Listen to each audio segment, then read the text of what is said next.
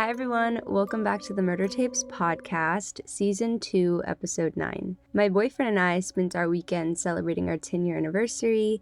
We went to the gun range, got vegan sushi, enjoyed some vegan cake, and really just relaxed the rest of the weekend. It was really nice. We're middle school sweethearts, and it's just so crazy to me to think that it's been a whole decade. But aside from that, I hope you guys had a great, fun week, and today we're going to be talking about the David Edward Maust murders. David Edward Maust, also known as Crazy Dave, was born on April 5, 1954, in Connellsville, Pennsylvania. He had 2 sisters and a younger brother, and he was the second oldest. His parents split when he was very young, and when he was just 7 years old, his father abandoned the family completely. David's parents both suffered horrible childhoods. His dad was in the foster care system, and his mother was known to be narcissistic and psychotic. Something interesting to note is that David looked a lot like his father and was actually the only sibling that resembled him. David's mom would mention that he was very troubled as a young boy. He would throw his toys at his sister's head when he was only 2 years old, and he tried to drown his younger brother on multiple occasions. His younger brother said he believed David was molested when he was a child, and recalls how problematic he was. One time, he witnessed David smashing a squirrel with a baseball bat, which I can't even imagine. I would cry my eyes out forever. I love squirrels. When he was just 9 years old, he set his brother's bed on fire. Just like the last case I covered, we see that this behavior is reflecting the McDonald triad: animal cruelty and fire setting, to be exact. His mom claimed that she tried her best to teach him right from wrong, but family and friends would interrupt her parenting attempts. When he was just 9 years old, she sent him to a mental institution in Chicago, Illinois. They lived in Cook County, and the institution he was in was known to be a dumping ground for unwanted children. An unknown source mentioned that a child was brought there every summer while his parents went on vacation. His mom, however, would say that she didn't dump him there. She simply needed help with him because he was out of control. Quote, "I did love him. I put up with him for a long time." It would later be rumored that because he resembled his father, she resented him. Before I continue on, I want to mention that during my race and social policy class, we read multiple books on Cook County and how horrible of a place it was. The racism, horrible living conditions, and corruption is horrible there. So if you have the time, you should read Crook County by Nicole Gonzalez Van Cleve. It's the book my professor made us write lots of papers on, and I've learned so much from it. Going back to David's experience at the mental institution, he felt abandoned. He would wait by the windows in hopes his mother would visit soon, and when she wouldn't make it, he would make up excuses to tell people. Some of them were that her back was hurting or that she was really busy that day. Quote, "I never understood why I was put there until now, but back then I thought it was for running away from home, or for taking something from a store, or for just being a bad kid." The staff would say, quote, "It is pitiful to see the ways in which he is always trying to reassure himself, excusing his mother to staff and explaining that she is ill or her back is bothering her." He was released from the institution when he was 13 years old, but his mom didn't allow him to come back home. He was sent to a children's home, and during his stay, there was a young boy that made it clear he wanted to have sex with him. David would tell him he didn't want to, but he ended up giving in, and the boy threatened to tell all of the other kids there that David had been in a mental institution. David felt very ashamed and angry. Fast forward to 1969, when he was just 15, he was playing with another kid at the same children's home, and he began strangling him. He stopped before the boy got seriously hurt and later said, quote, "For no reason at all, I started to choke him. I told him I was sorry, and he said it was okay. That was the first person I hurt." Another time, he strangled a boy with a rope while they were both watching television. Quote, "I could not stop, and I had no reason to be doing this to him. I told myself, this is enough, and I quit and let go of the rope." He would then say he felt that he was trapped in his own body while someone was hurting his friend. At age 17, he ran away from the children's home and returned to his mom's house. It was only a couple blocks away from the children's home. When he arrived at his mom's house, she did not welcome him back. Instead, she chased him with a knife and told him he had to stay away from her house. She told him to join the military, and he did. He enlisted in the United States Army. Once he completed basic training, He was stationed in Frankfurt, Germany, and worked as a cook on base. Soon he became friends with the child of 2 other Americans that lived on base. The young boy was 13 years old and named James Jimmy McClister. He was born on October 27, 1960. David would later say he woke up with Jimmy lying naked next to him in his bed. He said he didn't recall how he got there, but he too was naked and this angered him, so he decided to kill him. About a month later, David and Jimmy were both riding on the same moped and he decided to pull out a knife. He then led Jimmy to the woods and tied him to a tree. He would later say he tied him to a tree and beat the boy with his fists and a board. Quote, "He was a very good boy and did not deserve what happened to him on that sad night in May." He then said that he was angry at himself for hurting Jimmy, but he couldn't help him. Instead, he decided to carry the boy deeper into the woods and claimed Jimmy ended up dying in his arms. After he killed him, he covered him with leaves and left his body in the woods. Of course, David would later confess that he actually decided to kill Jimmy 7 months before. Oddly, he stated he would carry out the crime after the boy's hair had grown out.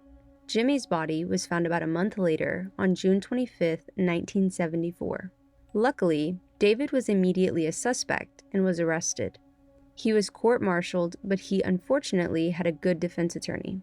His defense attorney claimed that he was innocent and only covered the boy's body because he was scared. The defense said that Jimmy died after they crashed the moped they were on, and David got scared and decided to hide the body. The prosecution wasn't able to find any witnesses, and it would be revealed that forensic evidence was not strong enough.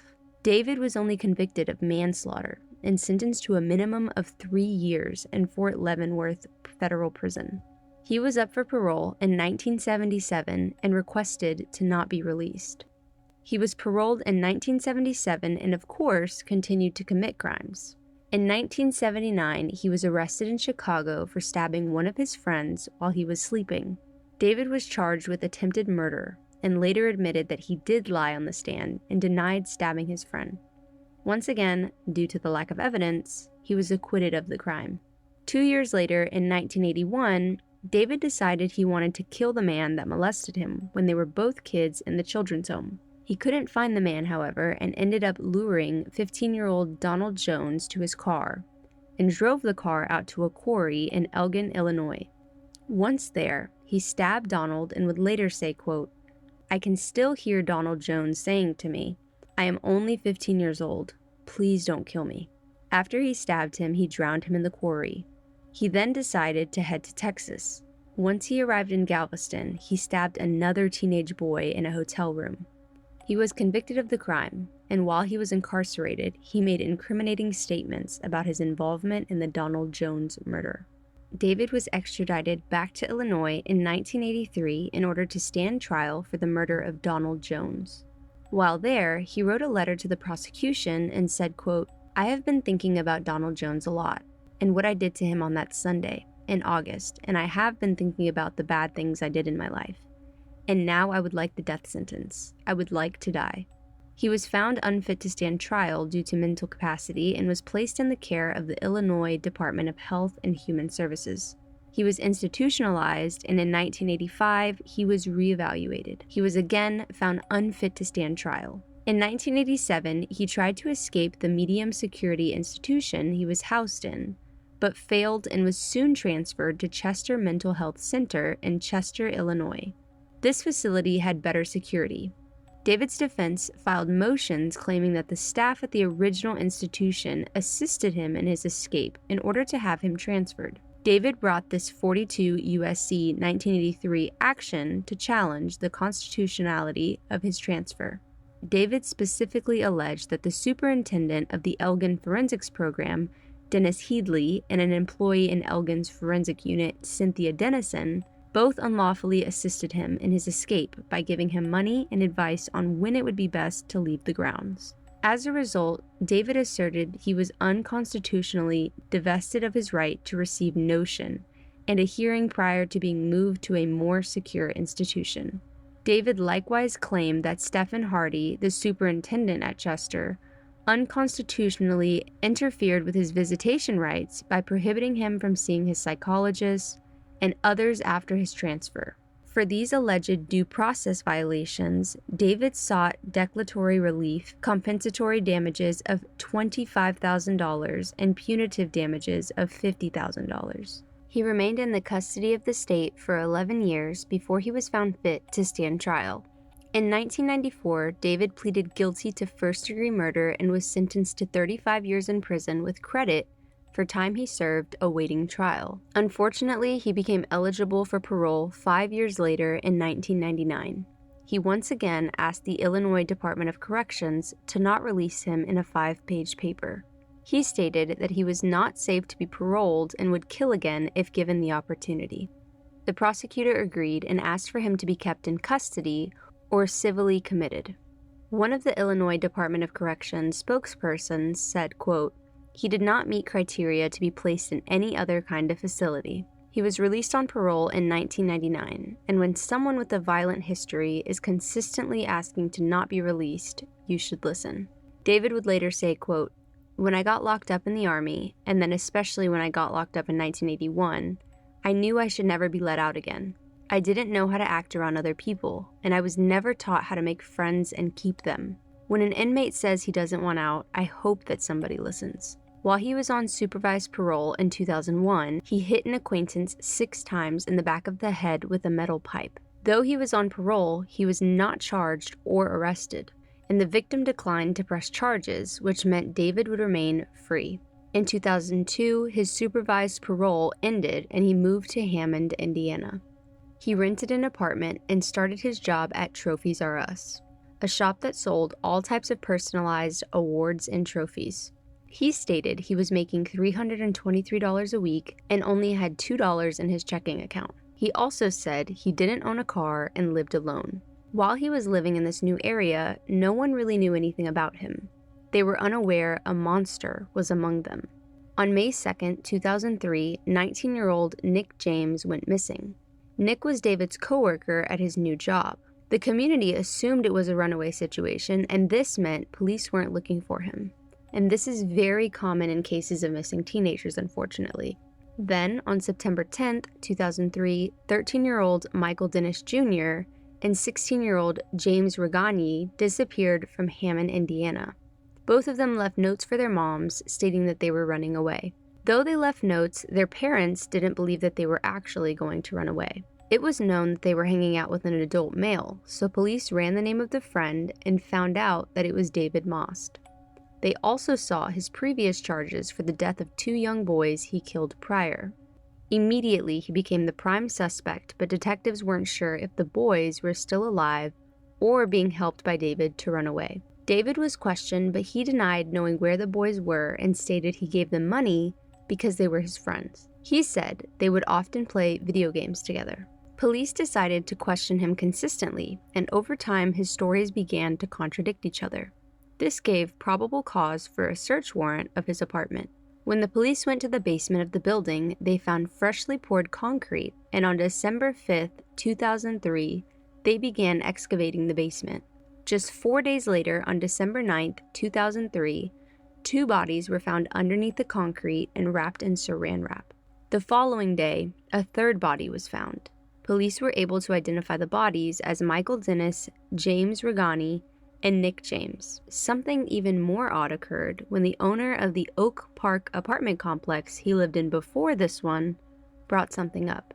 A real estate investor named Angela DeMasso from Westchester told the Chicago Tribune that she had arranged for renovations, including a new tile floor inside a basement apartment David lived in for 2 years before moving to Indiana in 2002. David replaced his concrete floor and installed new tile in this apartment before moving to Hammond, which led her to believe that there were many more unidentified victims.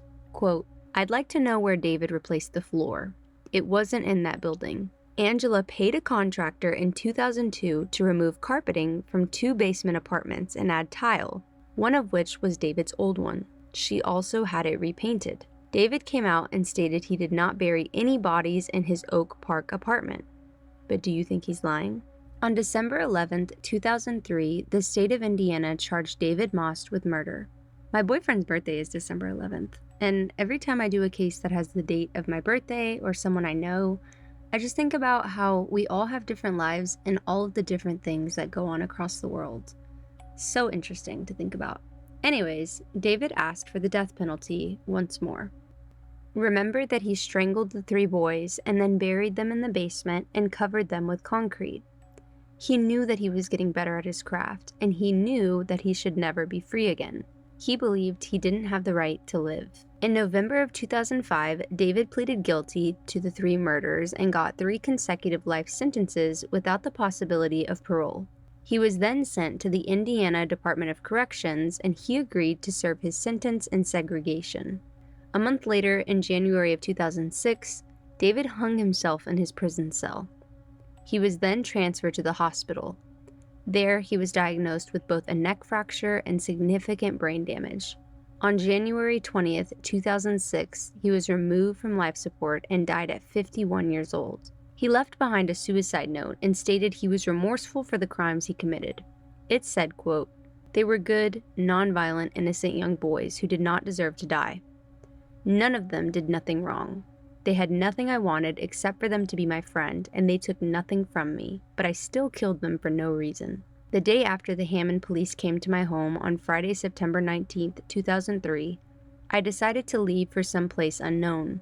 I wasn't running to keep from being punished, because I always knew I should be destroyed and killed like they sometimes do to a wild animal that escapes from confinement. For I know how to punish myself, and I only left that day to punish myself for the shameful, evil life I lived, and because of the embarrassment I would cause the people who knew me and allowed me into their homes. But my greatest fear of suffering was for the pain, sorrow, and grief the parents would feel when they learned their loving sons were gone. Like their sons wanting to live and enjoy life, I too wanted to live, but I also knew that I deserved to die. And so I left to find a place to commit suicide and drove about 600 miles from Indiana. At the same time, I know I didn't have the right. I wanted to see more of the beautiful scenery in America before I died, because God did an excellent job in creating the country we live in. And even though I was traveling across America, I knew I had no right to be there or anywhere. So I pretty much stayed to myself and away from other people. My 5-page letter had nothing about how I murdered them, for I only wrote about how I was the most evil and horrible person in the world and should be destroyed.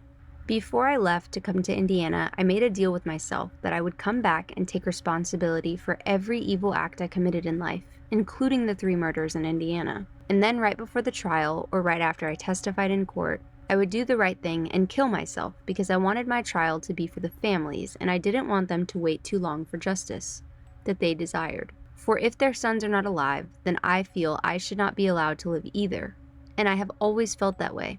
My mother has been hoping for my death since I was a child, and it's hard at times to understand why she just didn't drown me in the bathtub while she was giving me a bath, because she hated me all her life. Now a lot of people hate me, and they have the right because I've done some really bad and evil things in life. P.S. I was hoping to clean the rest of the walls in my cell 2 days before I killed myself, but my back was in too much pain, and so I am very sorry I did not complete the job. After the murders in Hammond, Indiana enacted new legislation that requires murders to register on a violent offender registry, similar to the sex offender registry. Illinois also has a similar registry now. As mentioned earlier, if this type of registry was in place, when he first arrived, the parents of the kids wouldn't have allowed them to hang out with David.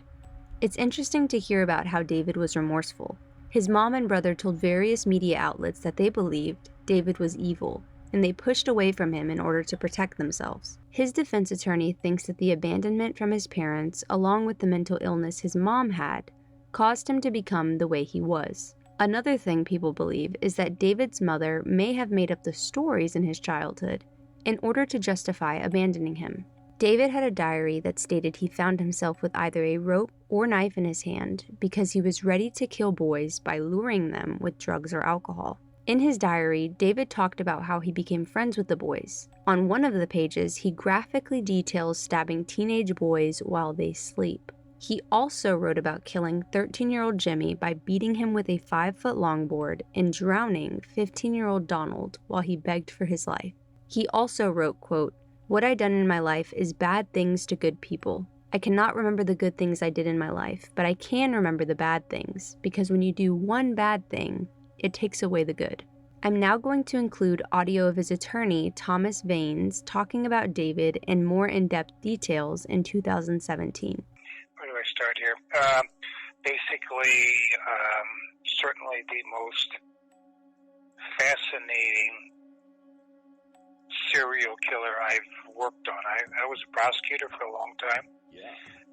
So I prosecuted serial killers, some of whom were executed, and I jumped the line of scrimmage here on the defensive side of the ball, and defended a serial killer in David Maust. There's no question that's what he was. But he was clearly the most fascinating of all those individuals. Unusual in the sense of he had a conscience. He was sorry for killing people, and he remained sorry right up to the point he repeated it. It's odd, very odd. But he generally hated himself for what he had done, and would hate himself after these things, after acts of violence or murders. But eventually the urge would come back, and he'd give in, and he'd do it all over again. It was a very strange pattern. He had an interesting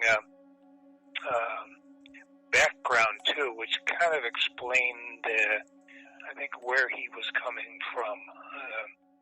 I don't know how much you were able to pick up from the internet, but starting around age 9 or so, his dad was not much in his life to begin with, but Mom and Dad divorced. Mom hated him, and at around the age of 9, this is 1963 or 64, somewhere in that time frame, I think 63. Okay. Back then, mental hospitals were kind of used as dumping grounds for unwanted kids. It's very strange, very sad. And what Mom did was go to a mental health court, or a court in juvenile court in Cook County, Illinois, Chicago, basically.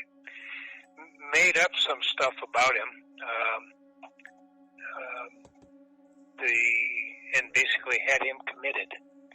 We were able to obtain, he spent 4 years in a psychiatric hospital. We were fortunate that we got our hands on the records from his stay in that hospital. And the doctors made it pretty clear that he was being kept there hoping his mentally ill mother would recover well enough that they could reunite him. Okay. Yeah, I mean they would describe young David at the time as a bright, articulate kid, homesick for his mother, how sad it was to watch him make excuses for why she didn't come visit, etc. I mean, he was not mentally ill. He was not mentally ill. Really? But she was. Yes. And whenever they made an attempt to foster some kind of mother and child reunion, she was the one who resisted, not him. When after 4 years, at approximately age of 13, they discharged him from there to a boys' home, where he spent another 3-4 years until he ran away.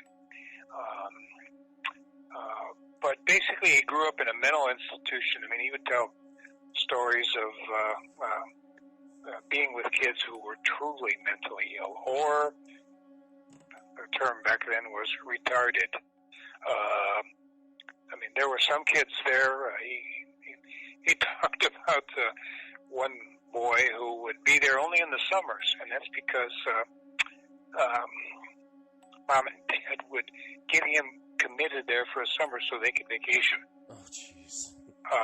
And then he would recover from his mental illness when they got back from summer vacation. There were other kids there with physical abnormalities,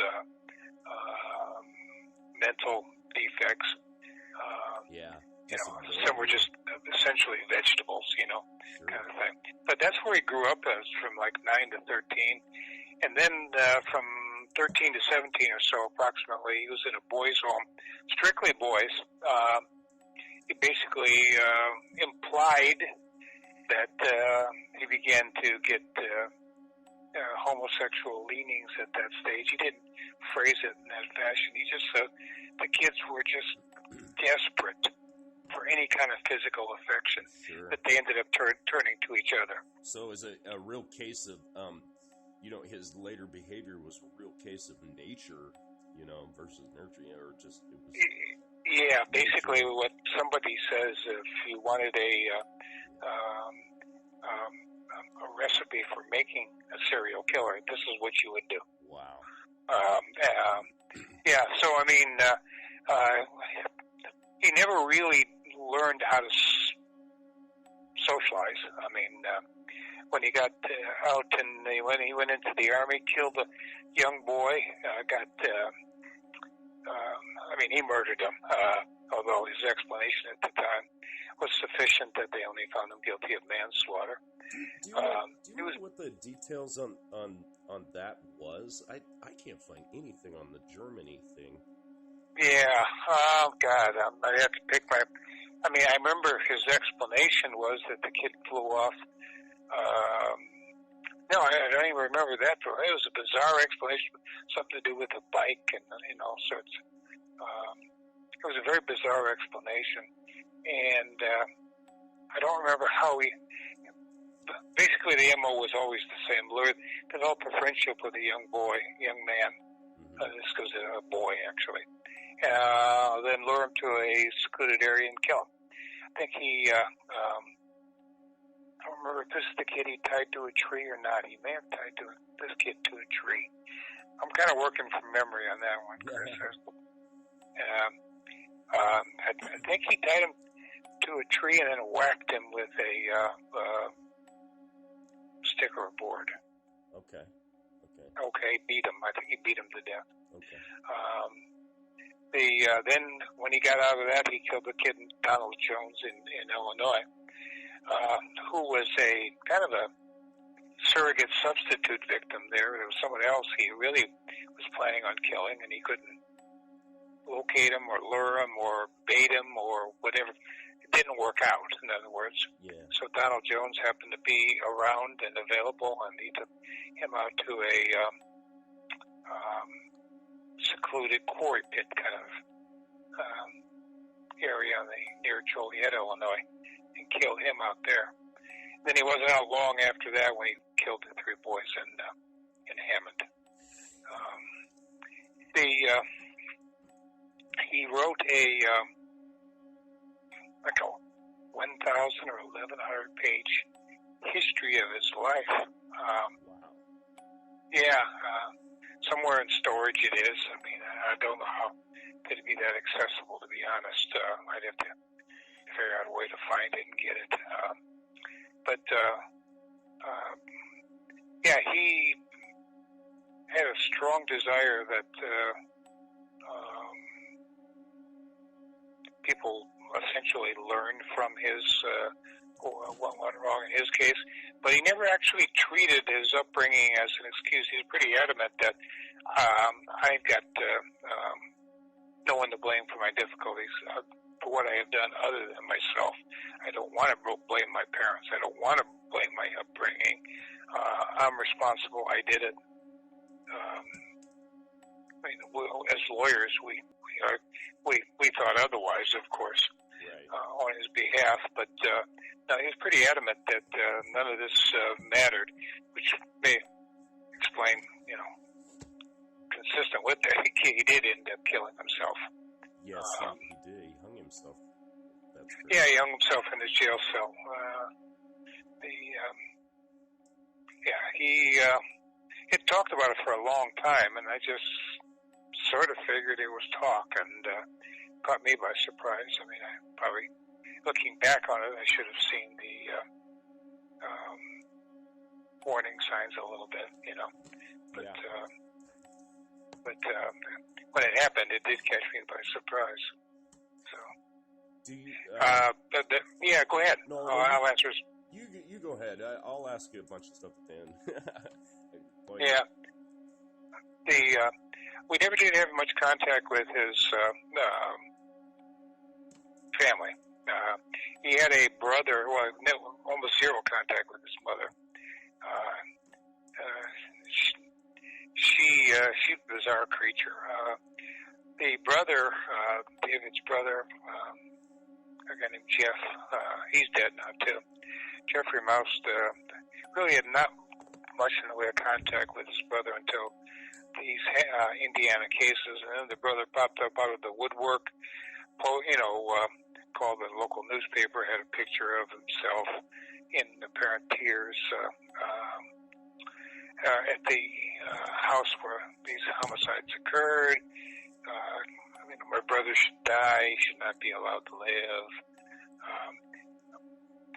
Brother was trying to peddle himself for a book, is what he was trying to do. Oh, right. And he went on Montel Williams, back when Montel Williams had a show, and made up some stuff about his brother.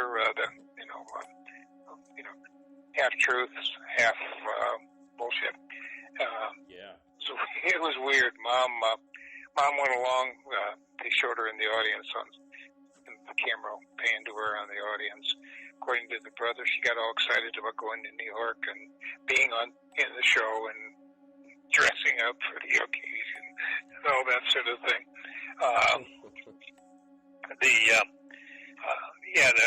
The brother was not particularly. He certainly wasn't the sharpest tool in the shed. But he was angling for money and a book out of the whole thing. He had two sisters we never quite tracked down. One we did talk to anonymously. She would never go to court, but she told us life wasn't particularly good in that family for any of the kids, but he had it the worst. David did. Probably the suspicion was he bore a facial resemblance to his father. Mom hated father, so hence the kid became the surrogate target for her mother's hatred of her husband. We did talk to the father a little bit. I mean, he was pretty tight-lipped about things. He never really said too much one way or the other, really, on the thing. But he was a fascinating. He had an almost savant-like ability to recall dates and events on a calendar. I remember talking to him once about something that happened in, I think, 1970, I think it was. Uh-huh. And he began to chide himself as to why he couldn't remember, or he should have remembered the date, because it was the same day the Chicago Blackhawks played the Montreal Canadiens in the last game of the regular season. The Blackhawks were already in the playoffs. The Montreal Canadiens were trying to get into the Stanley Cup playoffs. Had to win that day, so once they got behind, they pulled their goalie, and Chicago had a field day with an open net and scored. The final score was like 10-3. And meanwhile, there was a game going on in New York between the Rangers and somebody else, and one of them got in instead of Montreal. And he went into elaborate detail, and it was basically an aside, saying, I should have remembered this event X because it was the same day as these hockey events, okay? Wow. Now he's telling this in like 2004 to us, okay? And we walked out of there saying, yeah, right, sure enough. But did a little look on the internet, and he had it absolutely pegged. Wow. He had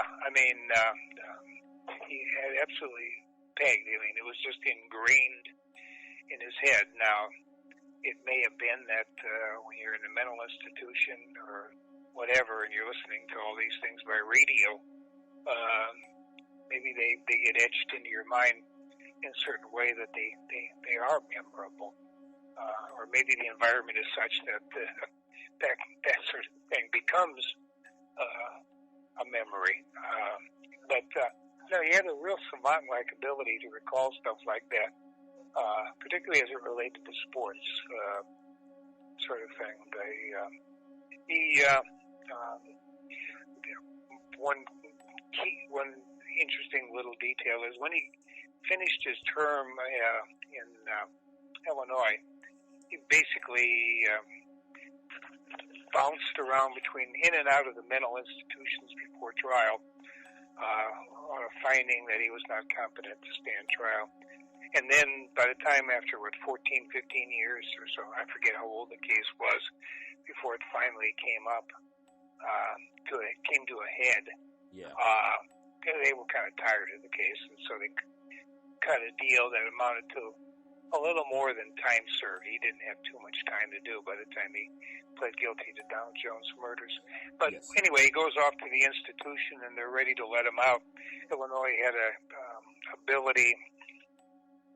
law then that would have allowed him to be committed civilly for basically an indefinite, indeterminate confinement as a violent sexual predator, okay? A civil-based commitment, okay? And he wrote they came to him and asked him about it, and he wrote back to him saying, bring me the papers, I'll sign, okay? Yeah. No one ever came back. And no one followed up, he wrote a fairly lengthy letter. It was still in the prison paperwork when we got a copy of it, and we were surprised to see it. My guess is, knowing how things work in the system here, nobody read it. Prisoners write mail all the time, and you see this stuff, and a lot of people just ignore it. And my guess is his request to stay in, bring me the paperwork, so I'll sign, and you can commit me. Never got read, never got answered, never came to anyone's attention. So they ended up letting him out. Let him out, and within a short period of time, he's in Hammond, and then kids ended up in the basement there. How did he get turned in for the kids in the basement and etc.? Who some of the kids were of the sort that a rebellious wild streak kind of thing, okay? And when they disappeared,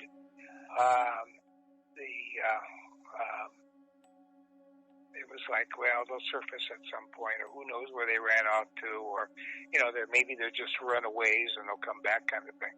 But if I remember right, one of the three was not that kind at all, okay? And so either his family or his friends, I forget, I think his family, were pushing the police, and one of the police officers with a decent nose for these sort of things was asking around and realized he'd been hanging around with Maust. Okay, well, they run Maust's record, and sure enough, he's got a history of killing two teenage boys, okay? So that perked their interest, and then they began circling around him and, narrowing things and beginning to build a case. And then they got the search warrant to go in the basement, and boom. Then they brought the dogs in, and again, the jackhammers, and saw what they had at that point in time. But yeah, one of the kids, his absence provoked more than the normal interest, because it was completely unlike him to have gone off. A couple of the other kids were a little bit on the rebellious side, so their absence didn't quite draw the notice that the third one did. Okay. And the kid, I know in 1981 he was in Chicago, and then he moved to Galveston, Texas. Yeah, he got convicted. He did some time down there. Got into a dispute with I don't remember if it was sexually come on that was resisted or something. attempted murder or battery or something like that. He did time in Texas. Yes. Yeah, he did time. Don't know too much about that one. It never really came up in our Indiana situation very much. Okay. Yeah. Then there was another one here in Crook County before. I think it was in Crook County. I'm trying to remember. He beat the hell out of a guy with an iron pipe. Wow. And beat the hell. And then all of a sudden just quit. You know, there was going to be a homicide. You knew he was planning on killing the guy. He was thinking of killing the guy. And all of a sudden he just stopped for no apparent reason. Picked the guy up and took him to a hospital and got him treated. Wow. Yeah. Now, he got lucky in that one because the guy initially said, I don't know who did it to me, or come up with a bullshit explanation for it. It was a guy he'd been rooming with or staying with. And then later when he changed his story and said, it was David Maust to do this, by that point in time, the cops had lost interest in the case because of his inconsistent statements. There were a couple of incidents like that where he set out to kill somebody and then would restrain himself or stop himself or put the brakes on. And then there were other times where there were no brakes whatsoever. Okay. And he had spent about 10 years in Cook County, right? In the jail? Yeah. I mean, between the Cook County jail, the hospitals, the mental hospitals he was confined at, awaiting trial, and the Illinois prison, he spent almost 17 years in custody. Oh, okay. Yeah. I think it was after Texas. They brought him back from Texas. That was a lot to take in, wasn't it? This whole case is very disturbing, and I hope if there are any unidentified victims that they are able to finally get the justice that they deserve. As always, all evidence will be linked in the show notes as well as on our Instagram. You can follow it at Murder Tapes Podcast or my personal at Annalisa. Thank you so much for listening, and I hope to see you on the next one.